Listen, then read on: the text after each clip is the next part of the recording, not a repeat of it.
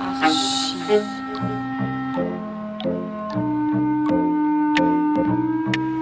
Bienvenue dans Archi-Urbain, l'émission qui vous parle d'architecture et d'urbanisme à Bruxelles. Aujourd'hui, nous allons parler architecture moderne, nous allons parler de l'atelier d'art urbain et de son emblématique, tout ça avec son emblématique patron, Sefik Birki. Bonjour Sefik. Tu vas bien? Bonjour. On est ici dans une de tes réalisations qui est le siège social de la banque KBC. Tout à fait. C'est un bâtiment exceptionnel. Donc c'était quoi? C'était un ancien îlot d'habitation? C'était un ancien îlot mixte qui fonctionnait autour de la douane, en fait, ce qu'on appelle tour et taxi.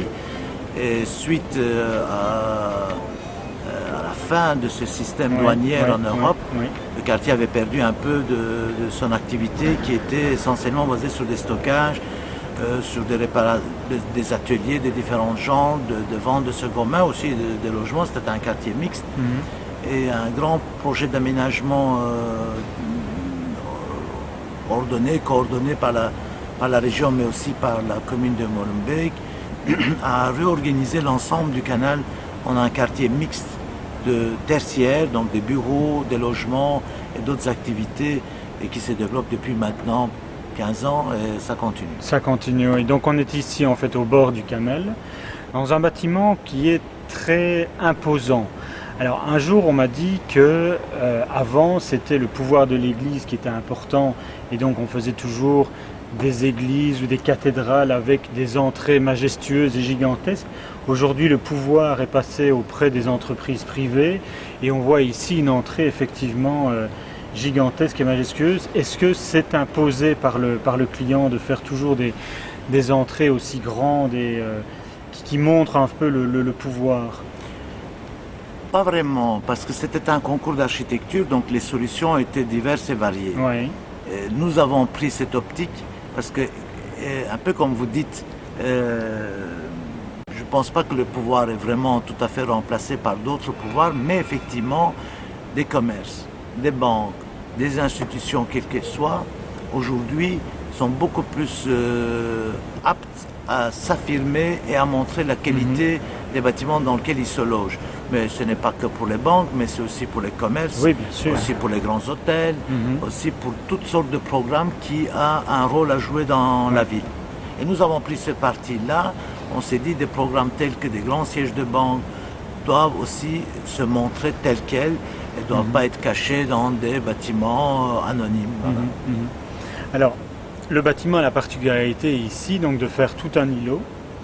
On a des bâtiments tout autour en fait à rue, et puis alors on a des bâtiments internes qui donnent en fait c'est un peu ça, on a l'impression d'être dans un grand atrium, mais c'est en fait chaque fois des bâtiments séparés qui sont reliés l'un à l'autre par une verrière. C'est une sorte de concept, la ville dans la ville. Donc on a à la fois respecté les fronts bâtis qui sont des bâtiments de rez-de-chaussée plus 3-4 étages, et puis des bâtiments plus élevés en intérieur de l'îlot qui sont, comme vous voyez ici, reliés par des atriums de façon à créer une vie interne à ce bâtiment, parce qu'un immeuble de bureau, c'est aussi un endroit où les gens vivent pendant toute la journée.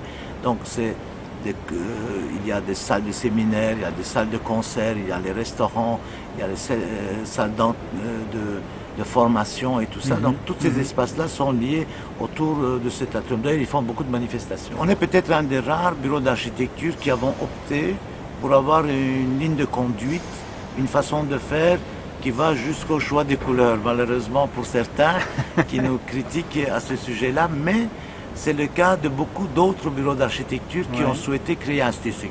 Je peux comprendre que ce n'est pas le cas de tout concepteur, mais nous avons gardé cette lignée pendant plus de 20 ans et qui nous a permis de vraiment perfectionner une façon de faire qui sont des bâtiments très bien intégrés à l'histoire de leur ville, parce qu'on ne construit pas qu'en Belgique, et qui ont cette particularité de s'inspirer du passé, soubassement, étages, attiques, toitures, et avec des matériaux naturels comme la pierre blanche, la pierre grise, des briques, et aussi beaucoup de métal, mais de couleurs cuivrées, comme vous constaterez, plutôt dans des gris verts, dans des gris bleus, Oui, c'est ça. et qui donnent une continuité dans le temps, mais qui donne aussi une reconnaissance.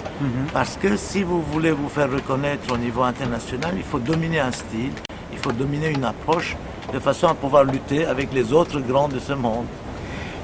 À chaque architecte à qui j'ai dit que j'allais venir te voir, on m'a dit « Ah, quelle horreur, mais enfin, tu ne peux pas, tu ne peux pas !» On m'a fait des critiques. Je dis « Mais enfin, pourquoi ?» Parce que tout le monde trouve plutôt...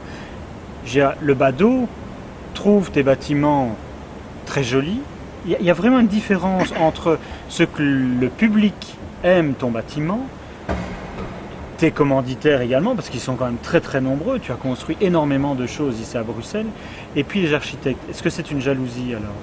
C'est bien, allons-y dans le débat stylistique et architectural. Effectivement, dans le monde, il y a grosso modo deux grands courants. Ouais. La première, qui est la plus historique, sur laquelle je participe, qui est de innover, créer à travers une tradition. La deuxième, innover et créer en se mettant contre la tradition, qui a aussi donné de très très bels exemples.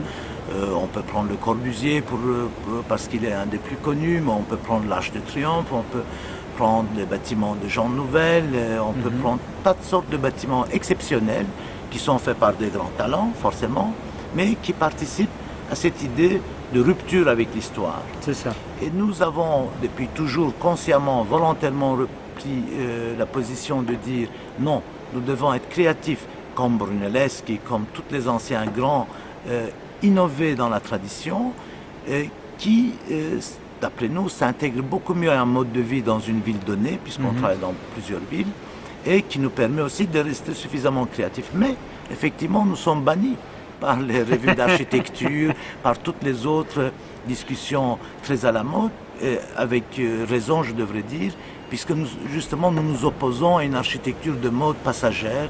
Nous souhaitons que l'architecture soit le plus sédentaire, le plus résistant, le plus indémodable possible. Un jour, mon père m'a dit, parce qu'il y avait un article pas très gentil qui était paru sur moi, il m'a dit « Écoute fiston, tant qu'on parle de toi, c'est très bien. » Ah, je ne vais pas aller jusque-là.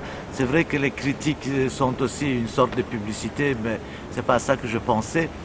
Je pense qu'on doit rester fidèle à ses pensées et le défendre jusqu'au bout quand on y croit. Et nous faisons ce que nous faisons avec beaucoup de conviction et nous avons énormément de satisfaction des utilisateurs. Année après année, nos bâtiments résistent excessivement bien parce qu'on domine nos détails, on domine nos systèmes constructifs. Jusque maintenant, nous avons construit 9 millions de mètres carrés, c'est énorme. Aucun des bâtiments, notre assurance n'a dû payer 1 euro. Ça montre l'efficacité avec laquelle nous dominons notre style. Évidemment, les modes aidant, ce genre d'approche peut ne pas plaire à une partie des gens. Et croyez-moi, les utilisateurs, eux, ne se trompent pas. Alors, justement, pour parler précisément, pour le téléspectateur qui nous regarde, quelques exemples de ce que tu as construit ici à Bruxelles. On a parlé de KBC, on a parlé de City 2. Est-ce qu'il y a d'autres œuvres majeures que le téléspectateur pourrait reconnaître dans la ville? La cité administrative bientôt. Non, la cité administrative, non, ne sont pas du tout dans ce projet-là, mais les téléspectateurs peuvent peut-être reconnaître, même s'ils ne l'utilisent pas, comme utilisateur, l'hôtel SAS, qui est aussi un bâtiment inscrit dans la vieille ville, et c'est un peu notre spécialité, qui vient compléter un coin d'îlot, et il est traité à la manière des anciens palaces des années 30, donc c'est très forte inspiration art déco, avec aussi un grand atrium à l'intérieur, et qui a toujours plu à ses utilisateurs, et c'est très très bien intégré dans la ville. Et on voit maintenant, après 12 ans, c'est un bâtiment qui vieillit excessivement bien. Mais comme vous dites, on a fait l'intérieur, l'extérieur de City 2, on a refait autour de l'ancien Bon Marché une série de bâtiments qui sont venus compléter l'îlot boulevard du Botanique et rue Neuve. Mais nous avons aussi rénové beaucoup de bâtiments des années 70, 60, 70 dans le quartier européen, dans lequel on a préféré ne pas les démolir, mais les réhabiller avec de nouvelles façades et réaménager les intérieurs. Il y a toute une série d'exemples, Square du Meus, rue de Luxembourg, rue de la Loire, rue Joseph II. On a réussi à remettre les bâtiments les unes contre les autres comme dans un tissu urbain, tout en créant des ensembles suffisants pour la communauté européenne pour démontrer qu'il ne fallait pas spécialement détruire la moitié des îlots pour faire des grands bâtiments. Est-ce que ne pas détruire un ancien bâtiment et refaire une façade, est-ce que c'est ce que l'on appelle ici à Bruxelles du façadisme ou ça n'a rien à voir? Souvent, le façadisme est un peu un mot bruxellois, ça ne s'utilise pas dans les autres pays francophones. Ça veut normalement dire que la façade est plus importante que ce qui est à l'intérieur. Oui. On dénonce une contradiction entre la façade et ce qui se passe derrière. Ça peut être le cas dans certains bâtiments, mais c'est un système bien bruxellois. Parce que quand vous voyez toutes les maisons bruxelloises, leurs façades avant sont représentatives, leurs façades arrière sont beaucoup plus fonctionnelles, beaucoup moins représentatives. Donc c'est aussi une approche bruxelloise de dire on va donner une grande importance à la façade parce que ça c'est l'espace public et à la limite les espaces derrière peuvent avec le temps se modifier, se transformer.